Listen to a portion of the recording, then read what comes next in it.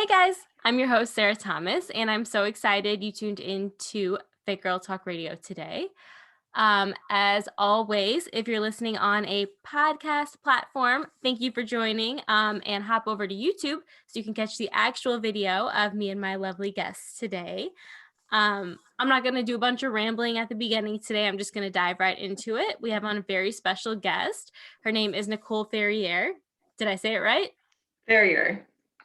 Kind of like the dog terrier with an F. Ferrier. Okay.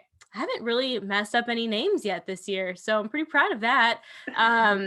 Anyways, I've had Nicole on before in the past. I had her on actually last October, and we talked all about where she came from, how she got to where she is now, and we talked in depth about eating disorders and a lot of good information there. So if any of that interests you, look back into last season's episodes and find Nicole on that one.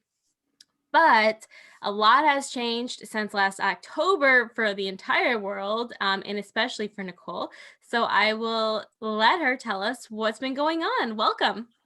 Yes, well, I'm excited to be back on another episode. We have Hope here too, which if you guys follow me on Instagram, you see Hope all the time being lazy.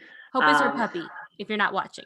Yes, Hope is my dog. So she's a little 1.5-year-old Shorkie, which is a Shih Tzu Yorkie. Oh. But 2020, it's been an interesting year for sure. I will say I got very lucky because this year I decided to take a break away from competing. And that's the first year since 2015 where I decided to dedicate that time off. And I didn't realize that all of those like compounding years of prep would take a toll on me. It's funny because as a coach, I'm like, well, maybe I'm just like invincible and it won't affect me. It's almost like that teenager mentality.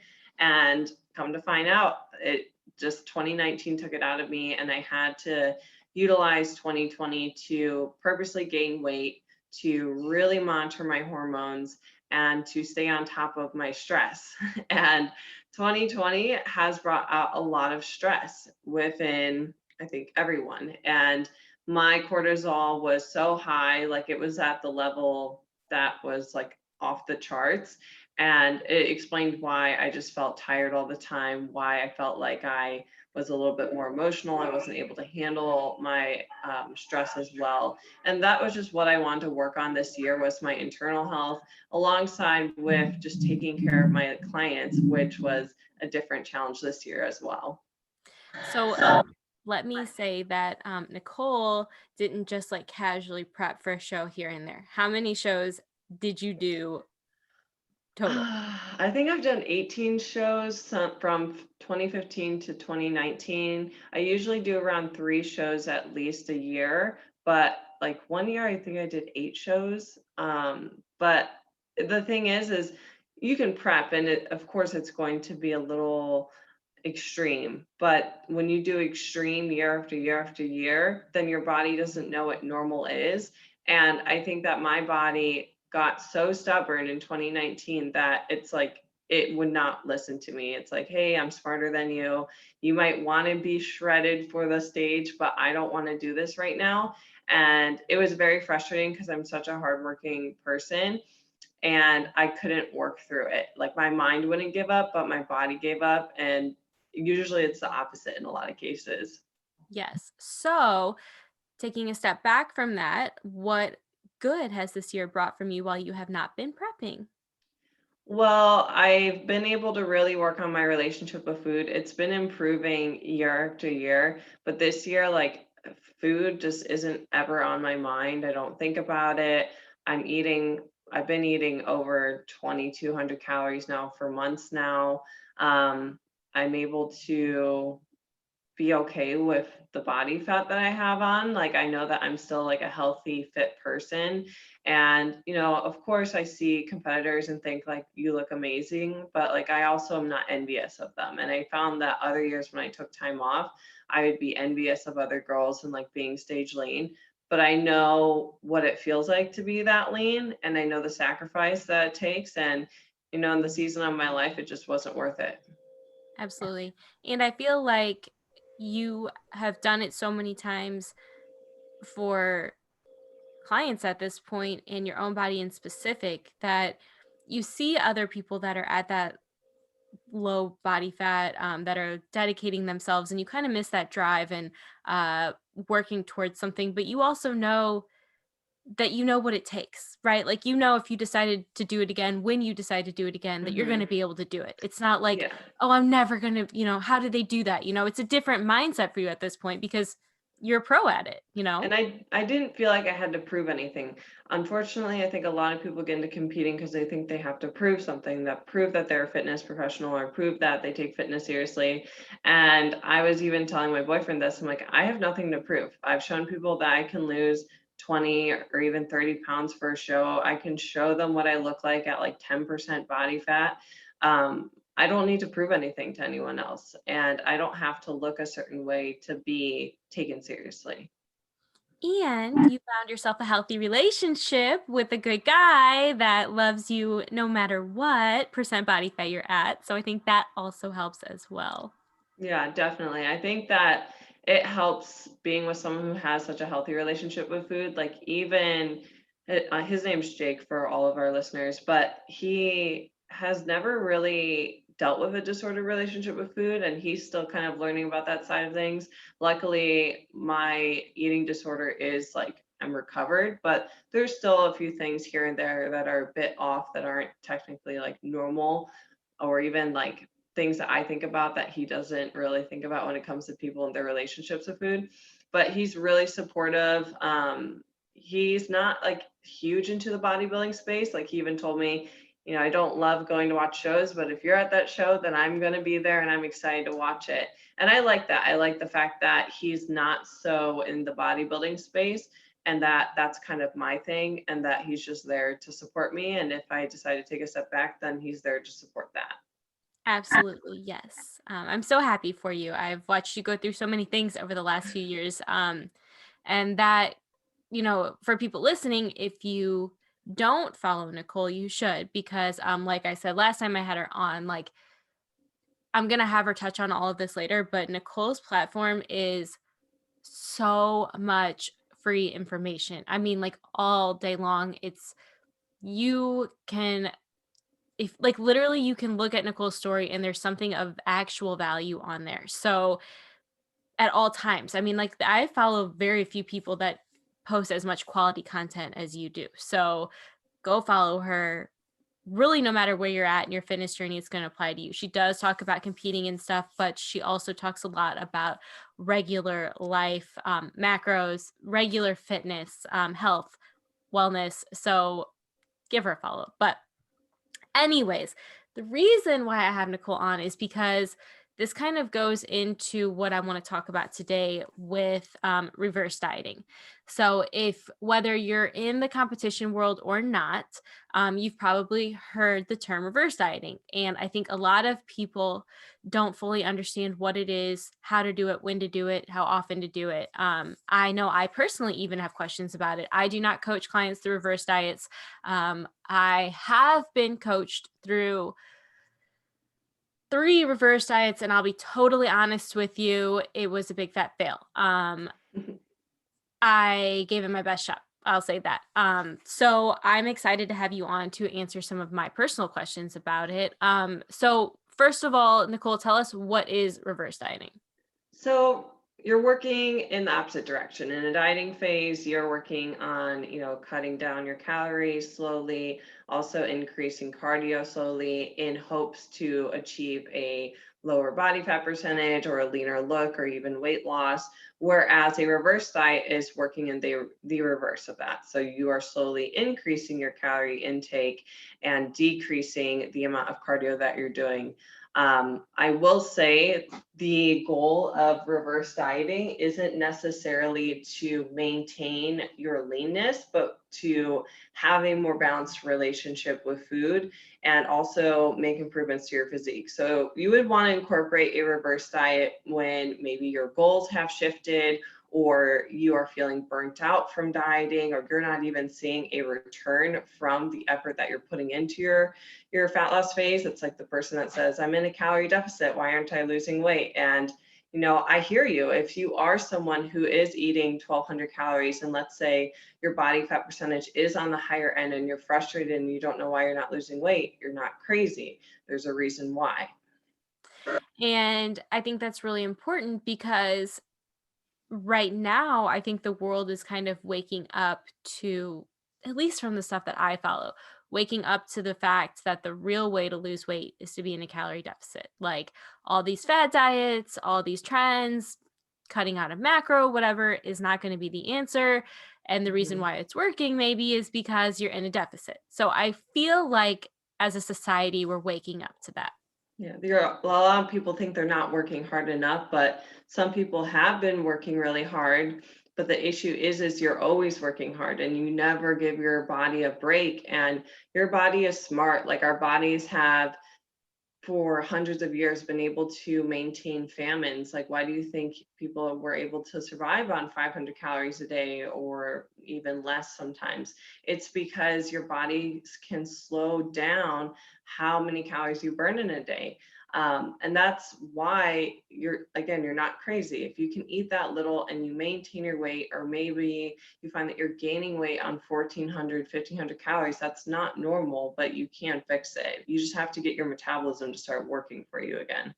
Yeah. And I've had clients that, one in specific, that walked on average with his job over 20,000 steps a day on average, and then looking at the spouse who is sedentary at their job, hitting 3,000 steps a day. It's like, from this person's perspective, why am I not losing a bunch of weight? Why am I still where I'm at when I'm averaging all these steps? Well, your body has adapted to it. You've had that job for decades, like this Hmm. is not a new, if this sedentary person started something like that, their body would change. It's not adapted to it. So our bodies are really amazing in that after a while, it's going to be like, okay, this is what we're doing now. I need to adjust. Hmm. Absolutely. So, what exactly, sorry, my phone is ringing. What exactly, when you start with a new client, how do you come to the realization that they need to reverse? Yeah, well, I will say not all my clients are in a reverse dieting phase. Some people are ready for a fat loss phase.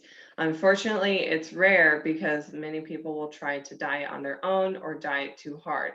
So, what I have all my clients do is we usually hop on a phone call prior to them even signing on to working with me. But I review a very in depth questionnaire that asks about their past of dieting, obviously their stats. Their relationship with food. It just really encompasses everything for me. And I would say a couple red flags that someone needs to reverse diet. One would be a poor relationship with food. Like, I hate to break it to you, but your relationship with food's not going to improve through dieting. And it's something that you need to address. So if you're struggling with maybe overeating bouts, maybe even binge eating, and you want to work with um, me and a therapist, and I am open to that and having that team approach, then that's like a red flag. We need to reverse diet.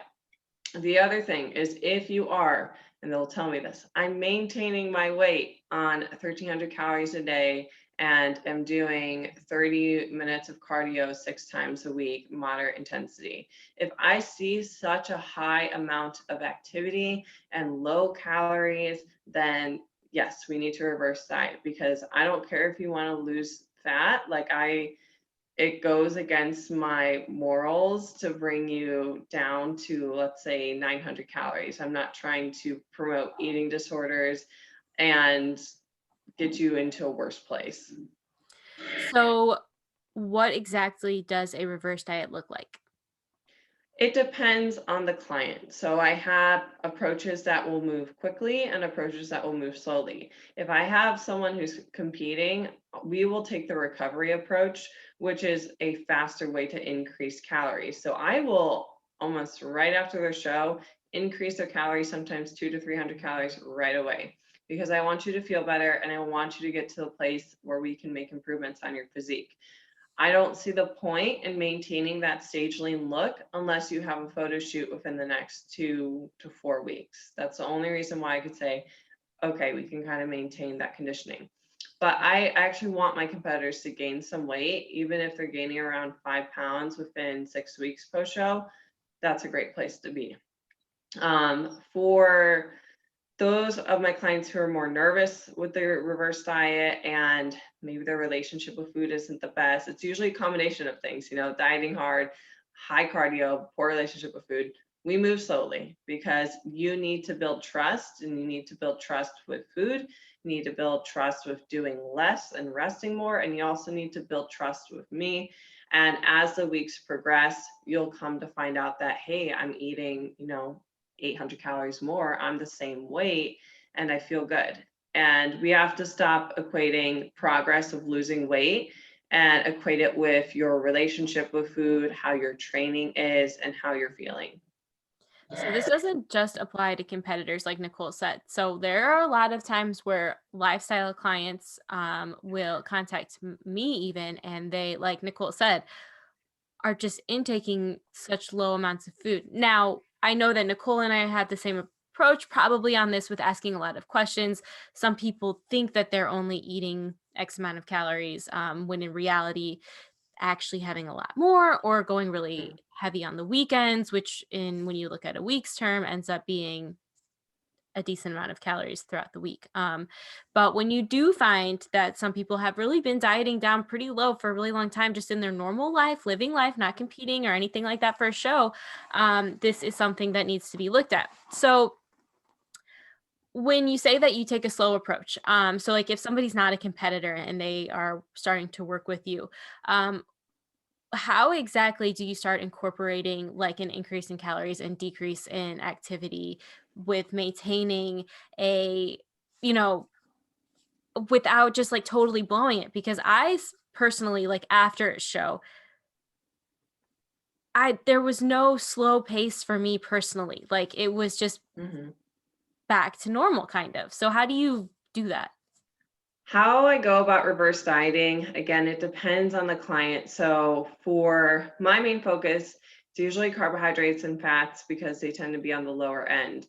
And I like to increase both of them when we first start, or depending on where their fat levels at, sometimes I just focus on carbohydrates. And it's usually anywhere between 10, sometimes even 20 grams when we first start. But again, if I have a competitor, we're going to do that initial bump up.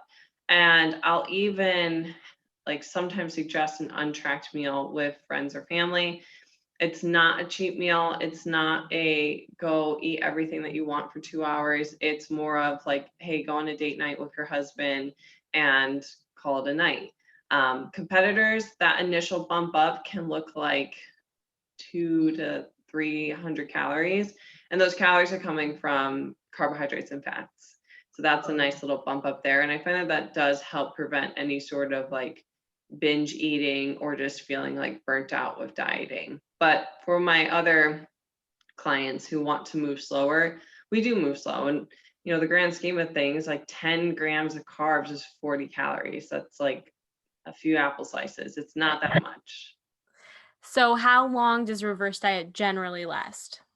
Depends on the duration of your last diet.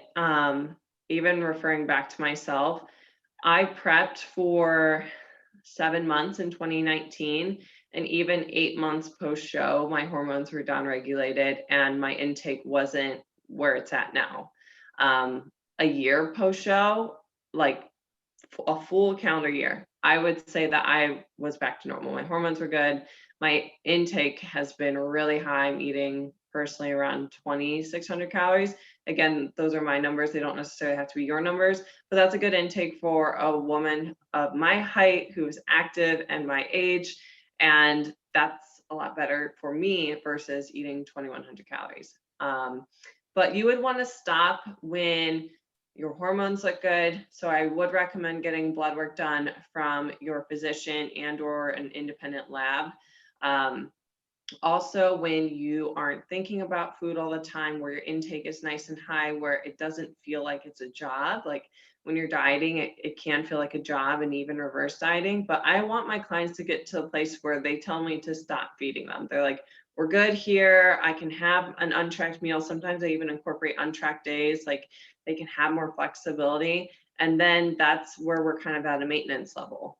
But it looks different for everyone. You want to take into account your duration of dieting. So if you dieted for 3 months, it's probably going to take you 3 months, maybe even longer to get to that point. So after your client reaches all of those things that you just said that kind of indicate that your reverse diet was successful, um, on average, do you find that clients prefer to go back into a diet phase after that, or are they comfortable with the maintenance phase that they're at? I am really proud of a lot of my clients because they see the value of building, and they understand the fact that you can make improvements on your physique, but it doesn't mean that your weight's going to change all the time or that you're going to look different in the mirror all the time, but that doesn't mean that you're not doing anything wrong. Um, as long as your weights are going up in the gym and you're performing like an athlete and you're sleeping awesome and you're having your period every single month, then that's an incredible place to be. And we don't always have to diet for an event. We don't always have to diet to be progressing in our fitness journey. And if anything, what's the point of reversing and then dieting right away? Just, oh, you can look the same. It's literally spinning your wheels. Exactly. I'm glad that a lot of your clients are figuring that out as well, because it feels good to feel good. So let's see. When, how? It's kind of like the gist of my questions for it. Do you have any best tips, tricks, advice for somebody that's considering getting started in a reverse? Set goals that are outside of just how you look, because it's fitness is really more than just how you look. It can look glamorized on Instagram or even, just everywhere that we see, but just focus on performing like an athlete. I would even recommend picking up another hobby. If it's maybe you rode horses, or maybe you did rock climbing or golf, or I did gymnastics. I'm starting to do gymnastics again. Like, pick up something that you enjoy that you've kind of put aside, maybe because you're dieting and just focusing on your cardio and weightlifting. It's important to have fun in your fitness journey and realize it's not just about how you look. And even if you have to, like, take a break from weighing in on the scale, because there's so many amazing women out there that look better at a higher weight. I like to follow those women. I don't really feel inspired when I see someone hit a super low weigh-in. Like, I feel inspired by the women who weigh, 140, 150 pounds, and they look muscular and amazing. Like, that's what I like. Yes. So why don't you tell us now kind of what you offer on your socials and what you offer as programs? Yeah, so I do offer one-on-one coaching and challenge-based programs. My one-on-one coaching is my most popular program, and that's where you would be working with me one-on-one. I do offer like weekly check-ins, phone calls, depending on the coaching program that you sign up for, and a great community to help support you. But I have my coaching for both lifestyle clients. So that's the person that's like, hey, I don't want to compete. I have no interest in that. No worries, that's fine.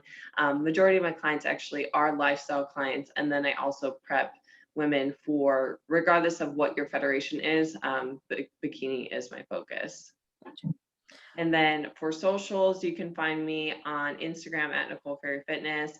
I also have a podcast, Beyond the Bikini, where I cover a variety of different topics, from competing, self-love, body image, disordered eating, alongside with just more exercise science. So if you guys are liking the reverse dieting, I do cover a lot of episodes on this topic in depth. Yes. Okay. And the last thing we have is Nicole wants to offer listeners to join her community. So I'll let you tell you about that. Yeah, definitely. So if you guys are feeling like you need more support, for free, you guys can join my Facebook community. You just want to search Nicole Ferrier's Fit Fam, and I know that Sarah will leave that below in the notes for you guys. But you can just join in that group if you're needing support around the holiday season in particular, or you just want a community where other women are, paying attention to their nutrition and how they perform in the gym and how they talk about themselves and their bodies in a positive manner. Then that would be a great community for you. Yeah, so after our last podcast last year, you offered that up as well. She's had this for a while, and I joined it after that. So I get like in my newsfeed on Facebook, I see your clients and just your community of women just like talking. And there is a lot of good conversation in there. A lot of people with real, normal, relevant questions about food, macros, workouts, a lot of stuff that was asked as all of our lives changed this year with food and fitness in general. So a lot of good information in there. And then Nicole not almost always comments on all of the questions and answers them from her perspective. And she puts in a lot of motivating stuff like, what are you guys doing this weekend for fitness and fun? Or just a lot of motivation and a lot of quality content in there as well. So I recommend hopping in that group because it's free. So Yeah, free. And sometimes we even do free workouts and free little guides for you guys in that group. yes. Well, Nicole, I always love having you on. You are just like so educational, and just I always feel like with you, it's hard to find a lot of quality content for free on socials and Instagram, and everything you share is so, so good. And it almost always applies to whatever I'm doing. Like I took this year off from competing as well, too. So I've kind of been following along with you with that. Oh, yeah. So my question is before we finish, what is 2021 going to look like for you in that world? Yeah, well, I will be stepping on stage again, and it makes me nervous to say that just because I know how hard I did have to push myself. But I have a good gut feeling that it's going to go well. And I also want to show my audience that you can prep in a healthier way as long as you take time away from the stage and allow for your body to make those improvements. And I'm just excited to see the muscle that I've grown. Like I want to step on stage and I actually want to be the girl that weighs the most on stage with the most muscle. Like that's my goal. Is I always got the feedback of you're too lean, you're too small, and I don't want that feedback anymore. I want to be the girl that's like that's it. She's the winner. I feel like bikini has changed in that in the last few years too. It's gotten a lot more shape and Muscular. defined and muscular.